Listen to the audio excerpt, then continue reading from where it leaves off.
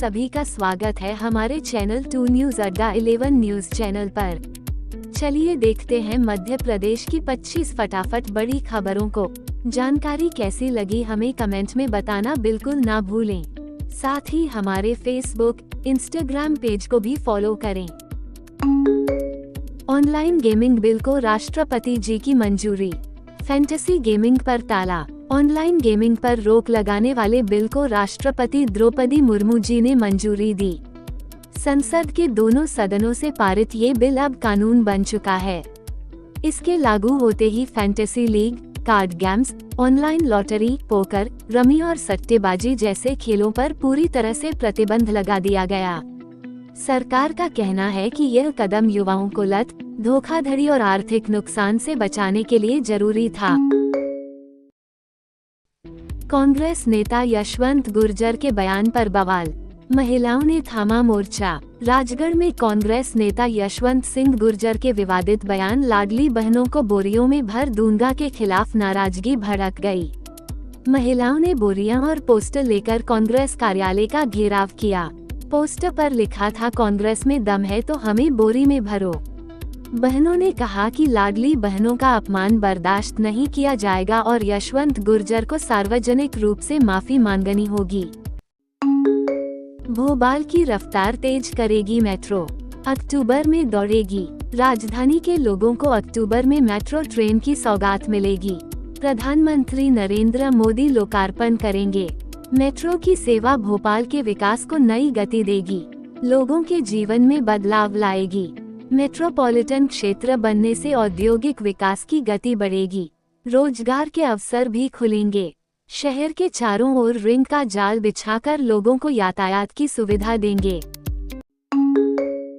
नल जल योजना में गड़बड़ी को नपेंगे अफसर। नल जल योजना के कामों में गड़बड़ी को रोकने के लिए 2 स्तर पर निगरानी होगी। कई विभागों को इसमें मिलकर काम करने होंगे। पहली निगरानी पीएच विभाग करेगा, लेकिन इसके लिए अफसरों को मैदान में उतरकर काम करना होगा। दूसरी और बड़े स्तर पर पंचायत व ग्रामीण विकास विभाग का जिम्मा होगा, जो स्थानीय निकायों व ग्राम पंचायतों के जरिए निगरानी करेगा।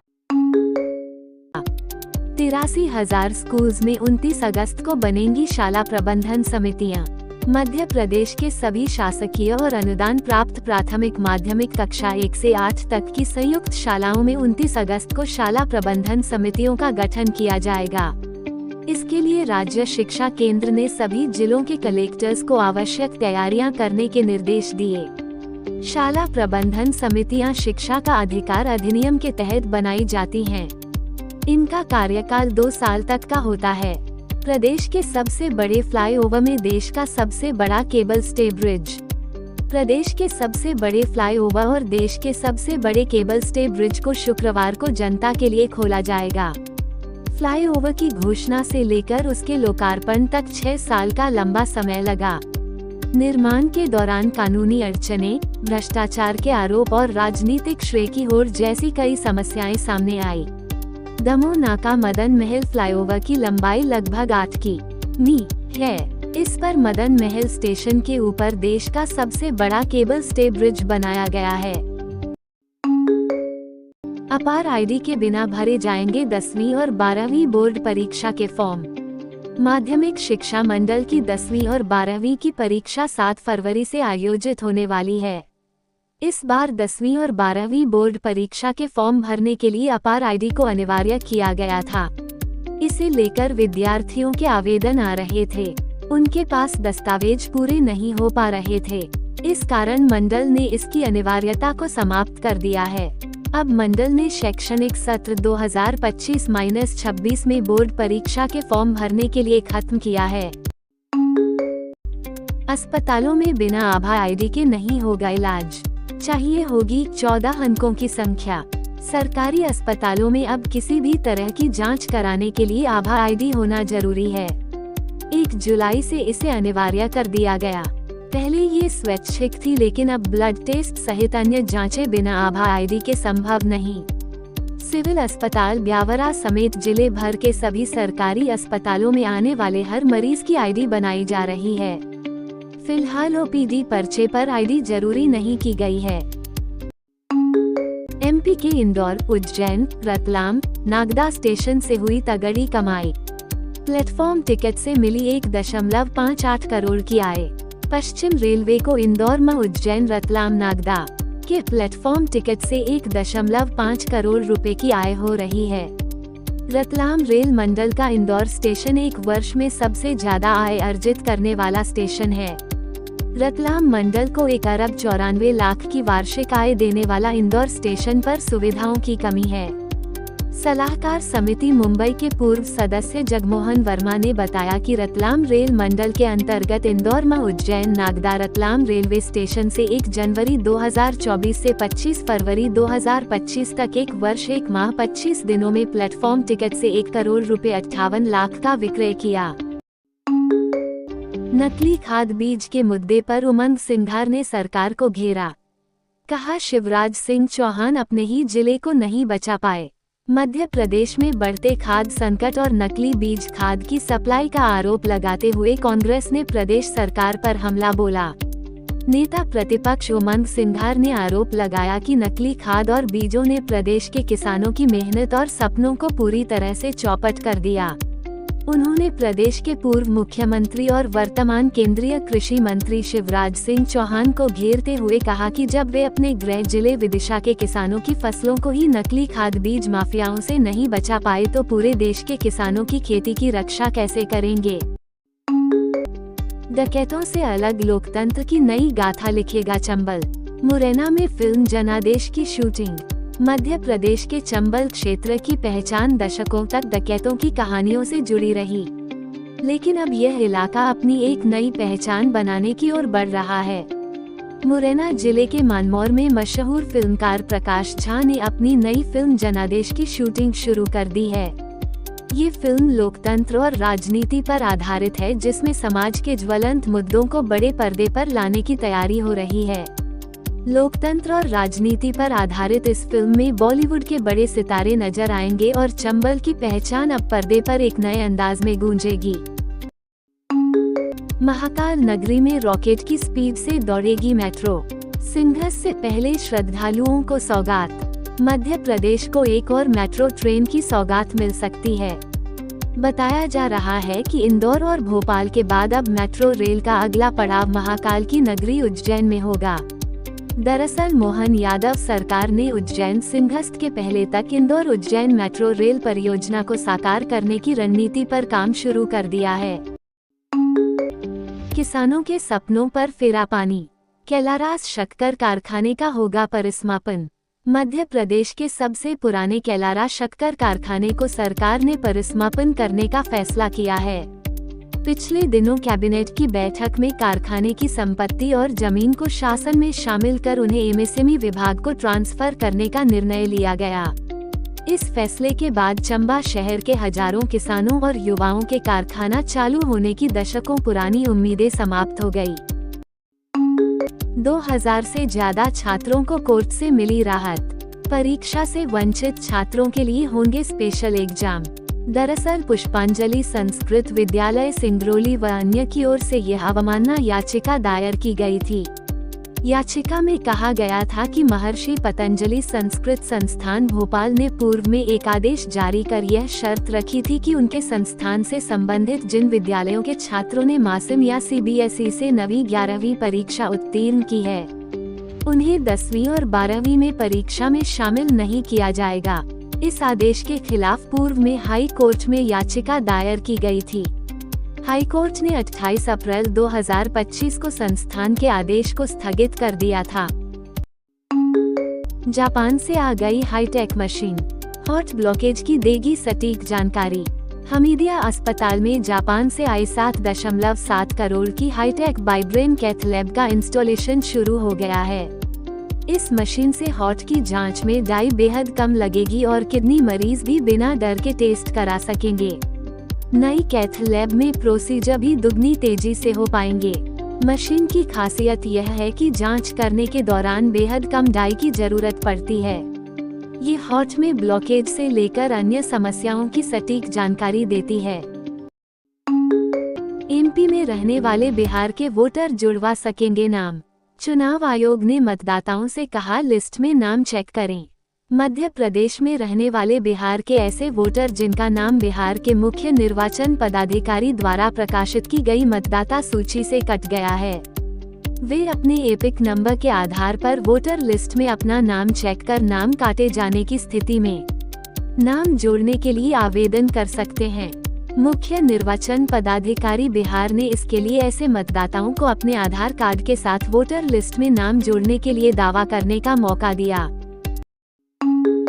एमपी के कर्मचारियों को अब तक नहीं मिला कैशलेस हेल्थ ट्रीटमेंट, 6 साल बाद भी योजना अधर्मी में। मध्य प्रदेश के 12 लाख कर्मचारी 6 साल बाद भी आयुष्मान कैशलेस स्वास्थ्य योजना का इंतजार कर रहे हैं। ये योजना 2019 में तत्कालीन मुख्यमंत्री कमलनाथ के शासनकाल में घोषित की गई थी, लेकिन आज तक ये योजना कर्मचारियों तक नहीं पहुंच पाई। 3 मुख्यमंत्रियों कमलनाथ, शिवराज सिंह चौहान और मोहन यादव के पास ये योजना फाइल के रूप में पहुंची, लेकिन कर्मचारियों को केवल आश्वासन ही मिला। मध्य प्रदेश के मानसी रघुवंशी ने देश को दिलाया गोल्ड, शूटिंग में दिखाया दमखम। कजाकिस्तान के शिमकेंट में चल रही 16वीं एशियाई शूटिंग चैंपियनशिप में भारत ने बड़ी उपलब्धि हासिल की है। मध्य प्रदेश खेल अकेडमी के 2 खिलाड़ियों ने अपने प्रदर्शन से देश और मध्य प्रदेश का मान बढ़ाया। खेल अकेडमी के short gun skit shooter Mansi Raghuvanshi ने जूनियर महिला वर्ग में गोल्ड मेडल जीता। वहीं ज्योतिरादित्य सिंह सिसोदिया ने कांस्य पदक जीता है। ज्योतिरादित्य सिंधिया को ट्रैक्टर चलाते पहुंचे युवक के घर पूरा किया वादा। केंद्रीय मंत्री और मध्य प्रदेश के गुना संसदीय सीट से सांसद ज्योतिरादित्य सिंधिया ने एक युवक से किया अपना वादा।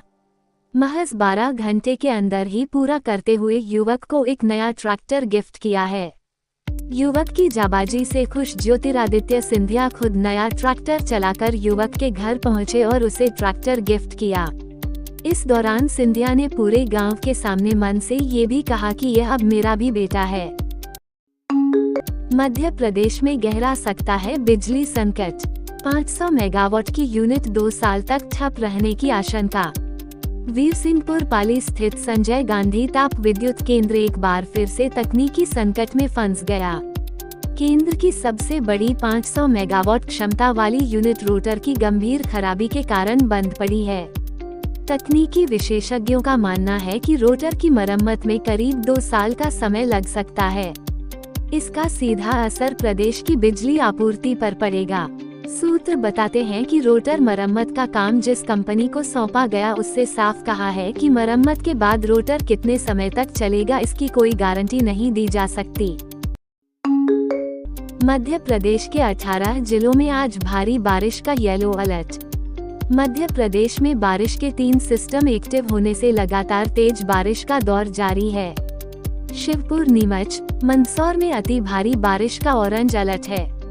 अगले 24 घंटे में यहां 8.2 इंच तक पानी गिर सकता है। ग्वालियर, मुरैना, भिंड, दतिया, निवाड़ी, शिवपुरी, गुना, अशोकनगर, राजगढ़, रतला, आगर, मालवा, अनूपपुर, डिंडोरी, मंडला और बालाघाट में भारी बारिश का येलो अलर्ट है। जिला चिकित्सालय नीमच में पार्किंग की आड़ में हो रही अवैध वसूली, मरीज और परिजन परेशान। मध्य प्रदेश का नीमा चाय दिन मीडिया में चर्चा का विषय बना रहता है। इस कड़ी में एक बार फिर से जिला चिकित्सालय से जुड़ी खबर सामने आई। यहाँ गरीब और जरूरतमंद मरीज इसलिए आते हैं ताकि उन्हें सस्ती और बेहतर स्वास्थ्य सेवाएं मिले। वहीं मुख्यमंत्री मोहन यादव भी कई बार यह स्पष्ट कर चुके हैं कि जिला अस्पतालों में आने वाले मरीज और उनके परिजनों को संतोषजनक सुविधाएं उपलब्ध करवाई जाए, क्योंकि यही उनकी प्राथमिकता है। लेकिन यहाँ हकीकत कुछ अलग ही नजर आती है। ग्वालियर में उपभोक्ता आयोग ने छात्रों के हक में सुनाया फैसला, क्षतिपूर्ति के साथ पूरी फीस लौटाएगा FIITG। जिला उपभोक्ता विवाद प्रतितोष आयोग ने FIITG संस्थान को छात्रों को फीस लौटाने और क्षतिपूर्ति देने के आदेश दिए हैं। मामला ग्वालियर स्थित FIITG स्टडी सेंटर का है, जहां 2 वर्षीय कोर्स की पूरी फीस जमा कराने के बाद संस्थान ने बीच में ही केंद्र बंद कर दिया था। इससे सैकड़ों छात्र प्रभावित हुए और अभिभावकों ने फीस वापसी की मांग की। संस्थान के द्वारा मना करने पर 2 छात्रों के अभिभावक ज्योति रंजन आचार्य और विकास अग्रवाल ने अधिवक्ता अंकित माथुर के माध्यम से आयोग में परिवार दायर किया। एमपी में बनेगा नया संभाग और जिला। 25 से 26 अगस्त को पुनर्गठन आयोग की मीटिंग।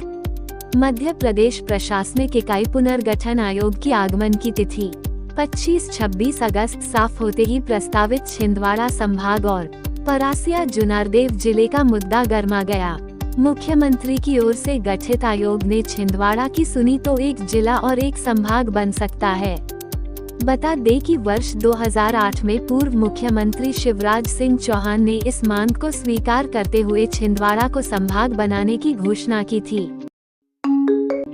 उज्जैन के छात्रों ने बनाई गजब की डिवाइस, महिलाओं बुजुर्गों की करेगी सुरक्षा। मध्य प्रदेश के कुछ इंजीनियरिंग छात्रों ने एक ऐसी अत्याधुनिक डिवाइस बनाई जो महिलाओं और बुजुर्गों की सुरक्षा के लिए बहुत महत्वपूर्ण है। ये डिवाइस लोगों को इमरजेंसी में तत्काल मदद पहुंचाने में सक्षम है।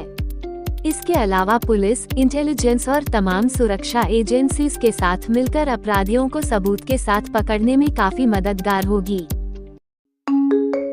10वीं पास वालों को जबरदस्त मौका, बिना एग्जाम रेलवे में मिलेगी नौकरी। रेलवे में यदि आप अप्रेंटिस करना चाहते हैं तो आपके लिए खुशी की खबर है। पश्चिम मध्य रेलवे इस साल अप्रेंटिस कराने जा रहा है। इसके लिए 2865 पद निर्धारित किए गए हैं। अप्रेंटिस के लिए युवाओं को ऑनलाइन आवेदन करना होगा। इसके लिए आवेदन 29 सितंबर तक किए जा सकेंगे। तो ये थी आज की 25 फटाफट बड़ी खबरें। अगर आपको न्यूज़ पसंद आई हो तो वीडियो को लाइक और शेयर जरूर करें। धन्यवाद।